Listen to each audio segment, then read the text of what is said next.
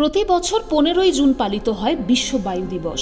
মনুষ্যসৃষ্ট বিভিন্ন কারণের জন্য ধ্বংস হয়ে যাচ্ছে পরিবেশ। বিশ্ব উষ্ণায়নের কারণে দ্রুত পরিবর্তন ঘটছে জলবায়ুর।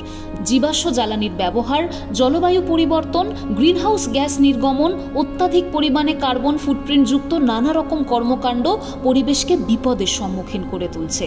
তাই প্রকৃতিকে রক্ষা করতে প্রয়োজন পুনর্নবীকরণযোগ্য প্রাকৃতিক শক্তির ব্যবহার।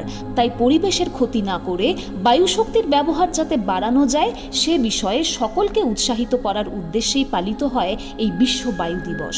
এই দিনটির মূল লক্ষ্য সকল স্তরের মানুষ এবং বিভিন্ন সংস্থাগুলিকে বায়ু শক্তির ব্যবহারের সুবিধা এবং এই শক্তিকে কিভাবে কাজে লাগানো যায় তা পর্যবেক্ষণ করে আরও সচেতন করে তোলা। বায়ু শক্তির সঠিক ব্যবহারের ফলে আমরা যেমন ক্ষতিকারক গ্রিনহাউস গ্যাস নির্গমন ও কার্বন ফুটপ্রিন্ট হ্রাস করতে পারি, তেমনি জলবায়ু পরিবর্তনের বিরুদ্ধে লড়াই করে আগামী প্রজন্মের জন্য একটি সুস্থ এবং সবুজ ভবিষ্যৎও রেখে যেতে পারি।